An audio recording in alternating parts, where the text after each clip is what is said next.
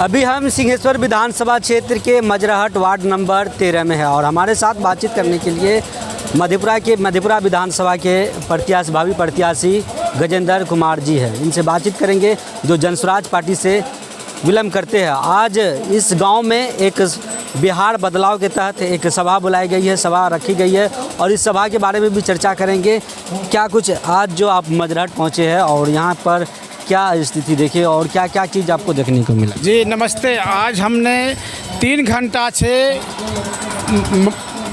मजराहट सवेला के घर घर जा कर के हर पहलू पर बात किए। सरकार द्वारा चलाई जा रही योजना जैसे घर घर जल योजना कहीं पर फ्लॉप है, कहीं पर कुछ काम हुआ है। जल नल योजना पूरा फ्लॉप है, ये कागजी है। इसके अलावा बिहार सरकार का जो अभी सर्वे चल रहा है, एक आदमी ने सुर से बोला कि सरकार का हम लोग को लूट लिया। हम लोग कैसे भाई? बोला अमीन आया, एएसओ आया, जीएसओ आया, सब ने पैसा लिया, अभी तक पर्चा उर्चा कुछ नहीं दिया है। और हमको लग रहा है कि बिहार सरकार इस साल भी वो काम नहीं कर पाएंगे और गरीब जनता का पैसा लूटे जा रहे हैं। इसके अलावा हमने राशन के दुकान के सामने जा कर के पूछे, बोला कि 5 किलो जहां अनाज मिलना चाहिए वहां 4 किलो अनाज देता है। हमने वजन करके दिखाया, 1-2 घर में भी गए।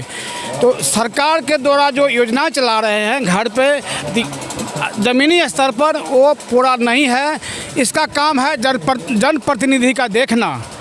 जनप्रतिनिधि का नाम इसलिए मैं ले रहा हूँ, आज जो सीओ के मामला देख लीजिए, कोई ज़मीन के सर्वे का मामला देख लीजिए, रसीद कटाने मामला कर दीजिए। 5 साल में हमारे कोई जनप्रतिनिधि किसी सीओ और बीडीओ के खिलाफ कोई धारणा नहीं दिए हैं। ये ग्रामीणों का कहना हुआ। ग्रामीण सब ने बोला कि हम मालिक कहाँ जाएंगे, फलना बाबू कहाँ जाएंगे। तो इसके लिए सबसे आपके चैनल के माध्यम से मैं बताना चाह रहा हूँ, जो हमारे जनप्रतिनिधि है, एमएलए और एमपी है, खास करके ये ज़मीन पावे और जो समस्या है उसके लिए संबंधित प्राधिकारी के पास धारणा दे। जैसे आम चीज़ में धारणा देते हैं, आप वोट मांगने के लिए धारणा देते हैं, आज गरीब जनता के लिए उसके विकास नहीं हो रहा है, सरजमीन पर नहीं उतर रहा है, उसके लिए धारणा देने की कृपा करें। समस्या आप गिना रहे हैं, जो समस्या आप बता रहे हैं, ये सब समस्या से यहाँ की जनता कब निजात पाएंगे और इनका समस्या कैसे दूर होगा? इस समस्या के निजात पाने के लिए स्पष्ट है कि स्वच्छ ईमानदार जनप्रतिनिधि होना जरूरी है। और 2025 में जनस्वराज पार्टी अपने 243 सीट पर ईमानदार और कर्मठ और ज़मीन से जुड़े हुए आदमी को चुनाव में उतारेंगे।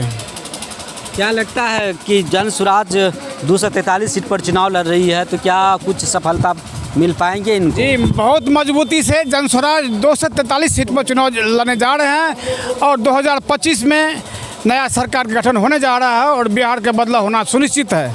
कैसे निर्णय कर लिए कि बिहार बदलाव होगा?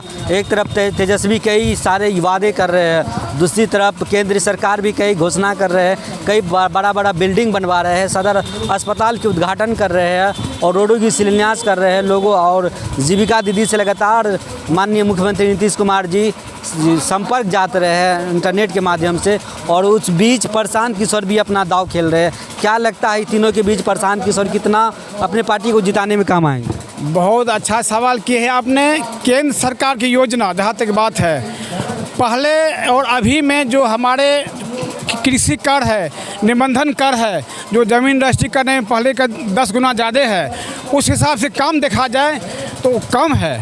हम लोग जितना टैक्स भरते हैं, जितना लगान देते हैं, उस हिसाब से जो हम लोग को काम होना चाहिए समाज में वो नहीं हो रहा है और होना चाहिए काम। जहाँ तक है केंद्र सरकार के द्वारा प्रायोजित योजनाओं, जैसे आपको पूर्वोत्तर भारत के विकास करना है तो बिहार होके ही रोड गुजरेगा ना, ऊपर से नहीं जाएंगे। तो ये सब केंद्र सरकार की निर्माण है योजना में। मधेपुरा में अभी ट्रैफिक की सबसे ज़्यादा बड़ी समस्या है। जगह जगह पे ट्रैफिक लग जाती है, रोड जाम हो जाते हैं, कई घंटा लोग परेशान होते हैं। इन सब चीज़ों को आप लोग कैसे देखते हैं? जिस हिसाब से मधेपुरा का विकास हो रहा है, उस हिसाब से जनसंख्या बढ़ रही है, उस हिसाब से और बाईपास बननी चाहिए, रोड का चौड़ीकरण होना चाहिए। और ट्रैफिक पुलिस वर्तमान में है, लेकिन सिंहेश्वर और सब जगह में नहीं है, उसका व्यवस्था होना चाहिए ताकि जाम नहीं हो सके। मधेपुरा के कई ऐसे गांव कस्बे हैं जिसमें जल जमाव की बड़ी समस्या है।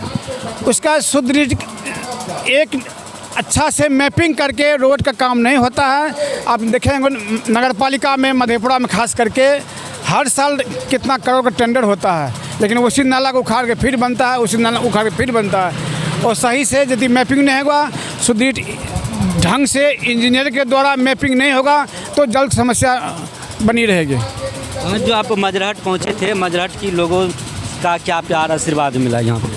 मजरहट की लोगों में बहुत दिन से जन स्वराज के प्रति बहुत मन में उत्साह था। आज वो देखिए, आपको बहुत बड़ी भीड़ आपके सामने दिखाई दे रहे हैं, और इसमें खास करके बीजेपी और राष्ट्रीय जनता दल और जदयू के ही आदमी नेता इन्हें भाग भी लिए हैं और जनता भी भाग लिए हैं, और ये हमारा जन स्वराज की उपलब्धि मान रहे हैं। बड़ी उपलब्धि, बड़ी उपलब्धि है। राजद और क्या कहते हैं नीतीश के गठ में जन स्वराज में इतना लोग पहुँचे हैं, तो ये बड़ी ये बहुत खुशी के साथ कर रहे हैं। खास करके आरजेडी का गढ़ है और एक बगल में बीजेपी का गढ़ है, लेकिन सब आदमी ने आपस में भाईचारा के साथ आया एक मंच पर। ये हमारे जनस्वराज के लिए बहुत खुशखबरी है। क्या नाम हुआ आपका? गजेंद्र कुमार यादव, उपाध्यक्ष जनस्वराज पार्टी, भावी प्रत्याशी मधेपुरा विधानसभा।